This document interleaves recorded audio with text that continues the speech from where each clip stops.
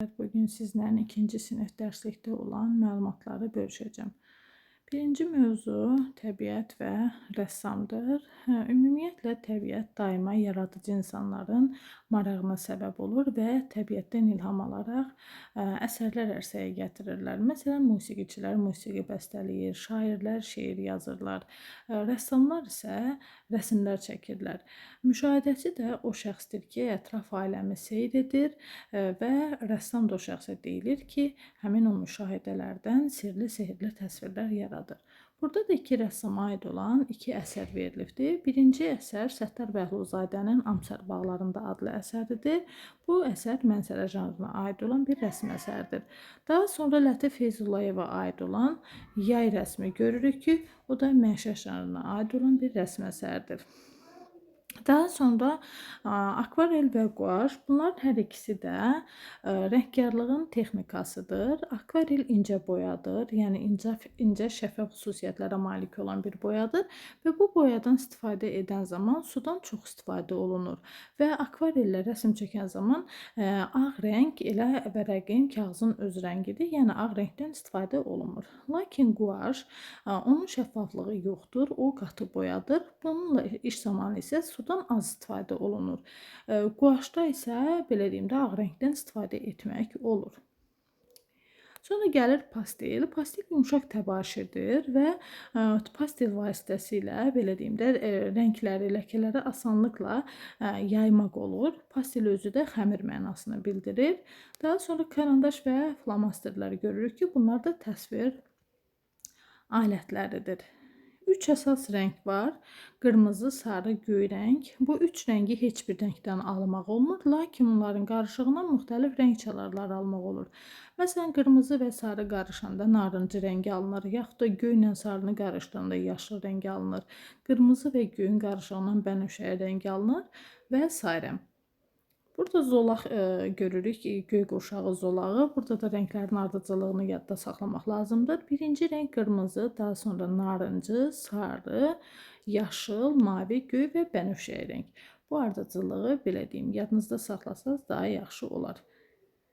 İsti və soyuq rənglər. Deməli, isti rənglər qırmızı, narıncı, qəhvəyi, sarı rəngdən, yəni olan bu rənglər isti rənglərdir və bu rəngin çalarlarına da, yəni isti rənglərə aid edilir. Daha sonra soyuq rənglər isə soyuğu, belə deyim də, buzu xatırladan göy, bənövşəyi, çəhrayı, mavi, yaşıl bu rənglər, bir də bunların çalarları da soyuq rənglərdir. Burada yine iki əsər göstərilib. Nadir Əbdürrəhmanova aid olan Dağlı Qadın adlı əsər isti rənglərə malik olan bir təsvirdir. Daha sonra Bahar gəlir əsəri isə Elmira Şahtaxtinskaya aiddir ki, bu əsərdə də soyuq rənglərin üstünlük təşkil etdiyini görürük. Möcüzəli ləkələr, ləkə fırçanın qoyduğu izdir və əsas ifadə vasitəsidir. Ümumiyyətlə, hər bir növün özünün ifadə vasitələri var. Rəngkarlığın ifadə vasitəsi isə rəng, ləkə kolordur. Və burada Arif Əzizə aid iki əsər göstərilib. Bu Ağıllı Tutuquşu əsəridir. Ləkələrlə çəkilmiş bir rəsm əsərdir. Bu isə, belə deyim, Moulin Rouge seriyasından olan bir təsvirdir. Hər ikisi də belə deyim, Arif Əzizə aid olan bir rəsm əsərdir. Daha sonra mənzərə Bağır Maratlıya aid olan və fikir verirsiniz, burada isti rənglər üstünlük təşkil edir. Daha sonra Qızıl Payız Əli Səfərova aid olan bir rəsm əsərdir ki, burada həm isti, həm də soyuq rəngləri müşahidə etmək olur.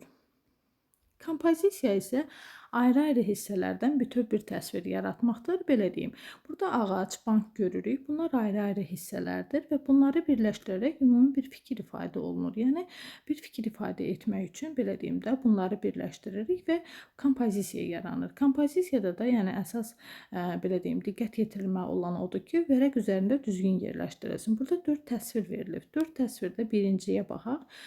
Fikir verirsiniz, yuxarıya sürüşmüş vəziyyətdədir, bir küncə sıxılmış kimi görsənir. 3-də daha iri ölçüdədir, yəni daha belə deyim də öndə verilibdir kompozisiya. Daha sonra burada da yenə uyğunluq təşkil etmir. Ən uyğun gələn 4 nömrəli təsvirdir. Yəni burada düzgün yerləşdirilib. Sonra gəlir əsas və qarışıq rənglər, isti və soyuq rənglər. Burada Güllü Mustafayevanın Balaca Esmira əsəri verilib ki, əsərdə həm əsas, həm də qarışıq rənglər var.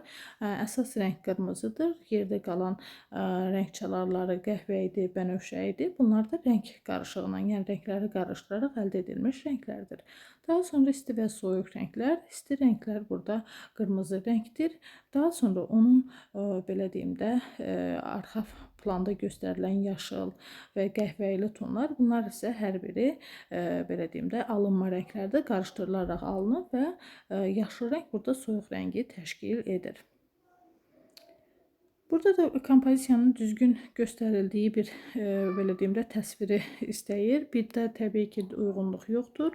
2-də də yenə yoxdur, 4-də də yoxdur. Uyğun gələn 3 nömrəli təsvirdir. Yəni 3 nömrəli təsvirdə kompozisiya düzgün göstərilmişdir. Ornament nədir? Ornament naxışların təkrarına deyilir. 3 cür ornament var: nəbati, həndəsi və zoomorf.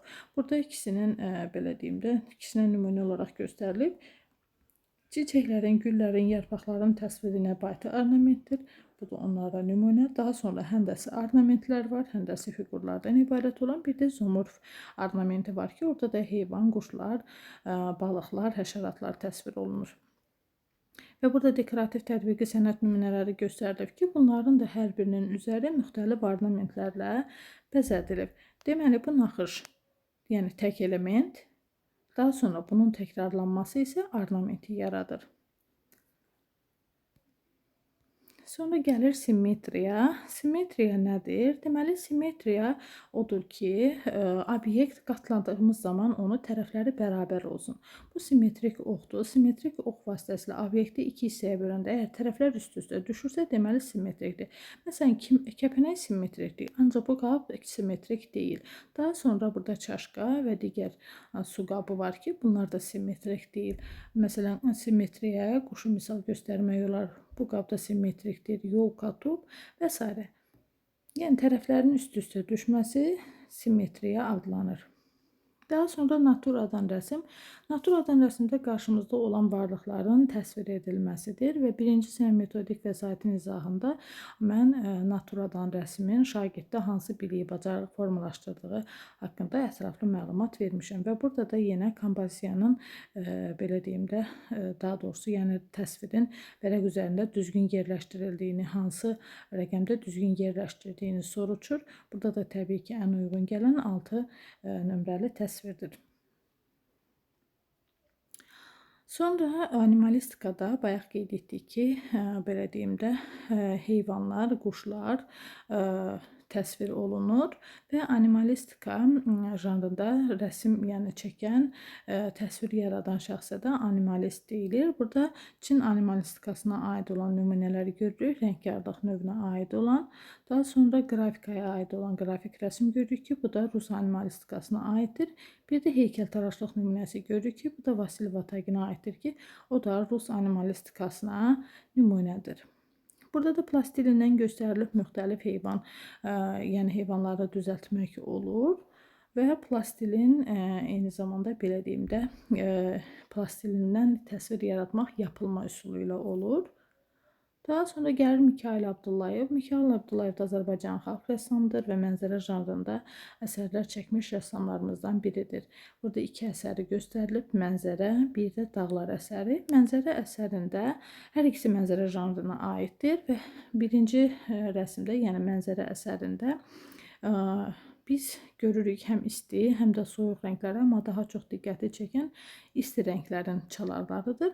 Digər təsvirdə Dağlar adlı rəsmdə isə soyuq rənglər daha çox diqqəti çəkir. Yəni isti rənglərdən də istifadə olunub, ancaq daha çox diqqəti çəkən soyuq rənglərdir. Sonra natürmort. Natürmort nədir? Natürmort ümumiyyətlə cansız təbiət mənasını bildirir. Burada göstərilib natürmort, belə deyim də, nümunələri iki təsvirdə verilib, rəsm əsərdə verilib. Natürmortda adətən meyvə, tərəvəzlər, gül qabı, gül, çiçək, quş təsviri, daha sonra müxtəlif məişət əşyaları, musiqi alətləri və s. bütün bunlar yəni natürmort adlanır və burada David Kazımovun Zambak natürmort əsərini görürük. Daha sonra Çiçəklər, Nardaran, o da Tahir Salahova aid olan bir digər natürmort əsəridir. Yəni natürmort janrına aid olan əsərdir. Daha sonra burada göstərilib 3 əsər. Birinci əsər Nərgizlərdir. Mahmud Tağıyeva aid olan natürmort janrında çəkilmiş rəsmdir. Daha sonra Dəniz kənarı bulvar, Axşam çağı, o da Kamil Nəcəfzadəyə aid olan mənzərə janrında çəkilmiş rəsmdir. Bir də Albrecht Dürerə aid olan animalistika janrında olan Ev dovşanı. Maral Rəhmanzadə. Maral Rəhmanzadə Azərbaycanın xalq rəssamıdır, qrafikaçı bir rəssamdır. Eyni zamanda belə deyim də rəngkarlıqla da məşğul olurdu və Maral Rəhmanzadə Azərbaycanlı qadın rəssam qadınlardan ilk ali təhsil alan rəssamdır. Neft mövzusuna belə deyim əsərlər çəkmiş, neft mövzusunda belə deyim də üstünlük təşkil edən əsərləri var və burada da onun Günəş şüaları adlı əsərini görürük. Daha sonra İstikada əsərini görürük ki, hər ikisi də neft mövzusunda çəkilmiş rəsmlərdir. Sonra Cəlal Qaryağdı. Cəlal Qaryağdı da o da Azərbaycanın xalq rəssamıdır və Cəlal Qaryağdı daha çox əsərlərini əmək qəhrəmanlarına, döyüş qəhrəmanlarına sərf etmişdir. Burada Həzi Aslanovun portretini Lənkəranda ucaltdığı, yəni belə deyim də müharibə qəhrəmanı olan Həzi Aslanovun portretini Lənkəranda ucaltdığı haqqında məlumat verilir. Yəni təsvir göstərilməsə də Molla Pənah Vaqif, Mirzə Ələkbər Sabir, bir də Nəriman Nərimanov kimi belə deyim ədiblərin də abidəsini əbədiləşdirmək üçün heykəllərini hazırlayıb və onların təsvirlərini burada görürük. Daha sonra musiqiçilərə Rəşid Behbudova, Qara Qarayeva, Fikrət Əmirova və başqa musiqiçilərin də heykəllərini yaratmışdı. Daha sonra gələk, burada elə bir şeylər yoxdur. Bağda qar əsəri Asif Cəfərova aid olan bir rəsm əsərdir. Daha sonra Neft daşlarında qış, o da Tağı Tağıyeva aid olan bir digər əsərdir. İllüstrasiya nədir? İllüstrasiya mətnin rəsm vasitəsilə ifadəsidir. Yəni mətni oxumadan təsvirlərə, rəsmlərə baxdıqda artıq söhbətin nədən getdiyini anlayırıq. Məhz bu illüstrasiyadır. Baş hərf də odur ki, həmin o nağıllara, hekayələrə, yəni hekayələrin birinci baş hərfi bu formalarda bəzədilirdi və təsvirlərlə bəzədilirdi ki, bu da mətndə olan hadisələrin, yəni cəryanından bəhs edirdi. Yəni baş verən hadisələrin təsviri göstərilirdi. Çiçəklənən bağ Səttar Bəhluzadəyə aid olan bir rəsm əsəridir. Daha sonra İshak Levitanın Bahar çiçəkləyən alma ağacları. Burada isə məişət mövzusunda çəkilmiş 4 əsər görürük. Birinci əsər Böyük Ağa Mirzəzadəyə aid olan Novruz adlı əsərdir. Digər Novruza hazırlıq əsəri, o da məişət mövzusudur. Elmira Şahtaxtinskaya aid olan bir rəsm əsəridir. Sonra Xalidə Səfərovanın Novruz bayramı, bir də Anar Hüseynzadənin Novruz bayramı adlı əsərlərini görürük ki, bunlar həm məişət, həm də insan təsvir olduğuna görə portret janrına da aid edilir. Deməli, insan təbiətdə olan müxtəlif materiallardan istifadə edir ki, bunlardan biri də gildir. Gil, yəni gildən əşyaları yapma üsulu ilə hazırlanır və burada duluq çarxında hazırlanan, belə deyim də, qaba bir nümunə göstərilibdir. Üzərinə isə bir cızılaraq, bir də boyalarla təsvirlər, yəni rənglənərək üzəri bəzədilir. Burada isə hazır olan formalarını göstərilib. Burada elə bir şey yoxdur. Daha sonra Su Gözəlləri əsəri Əli Səfərova aid olan bir rəsm əsəridir. Animalistika janrındadır. Bayaq qeyd etdik. Quşların, balıqların, heyvanların təsviri, yəni animalistika janrına aiddir və daha çox soyuq rənglər diqqəti yəni cəlb edir. Soyuq rənglərdə işlənilmiş bir əsərdir.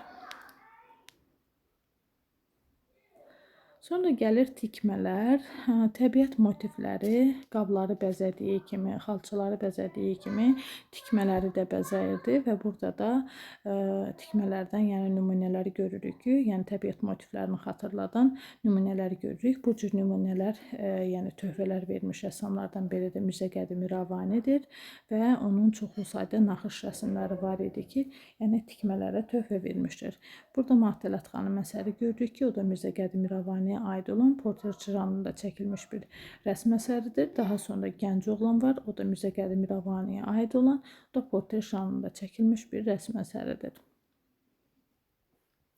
Burada isə plastilindən təsvir yaratmağın qaydaları göstərilir. Əvvəlcə plastilin yəni uzun hörmələr düzəldin deyir. Daha sonra onları hissələrə bölün və formaları verin.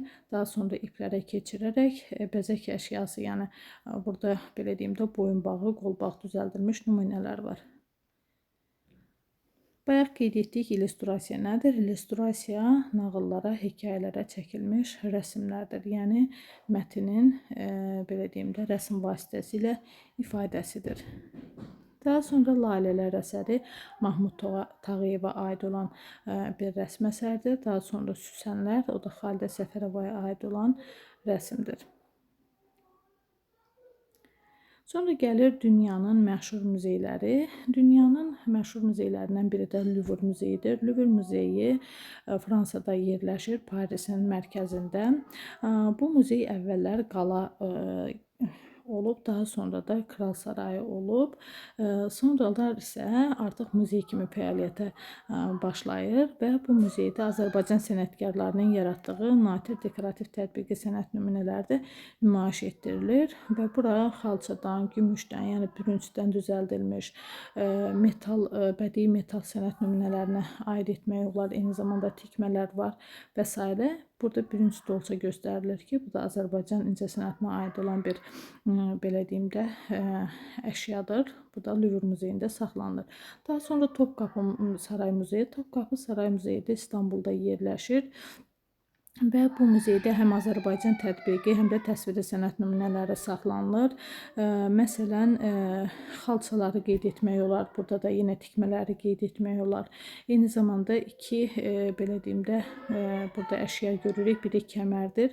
Yəni kəmərdən olan fraqment göstərilib. Daha sonra isə polad təbilqə. Yəni bu iki nümunə belə deyim də Topqapı Saray muzeyində saxlanılır. Daha sonra Ermitaj muzeyi də Sankt-Peterburq şəhərində yerləşir, Neva çayının sahilində. Bu muzeydə isə belə deyim əvvəllər yığıncaqlar keçirilirdi, ballar keçirilirdi. Daha sonra isə muzey kimi fəaliyyətə başladı və Ermitajın şərq mədəniyyəti şöbəsi var ki, burada da müxtəlif növ, məsələn, daş, taxta, zərgərlik nümunələri, sonra saxsı qabları misal göstərmək olar. Eyni zamanda toxuculuq nümunələrində misal göstərmək olar. Burada saxlanılır və Sankt-Peterburq Dövlət Ermitajında metaldan hazırlanmış sənət nümunələrlə yanaşı bir çoxu da onların orijinal formalı, bəzəkli məişət əşyalarımız da nümayiş etdirilir. Məsələn, burada da 2 dənə nümunə verilib ki, bu da şərq mədəniyyət şöbəsində saxlanılan bürünc qab, bir də tunç şamdandır. İkinci sinif izahdan bu qədər müəllimlər. Növbəti dərslərin izahında görüşənə qədər sağ olun.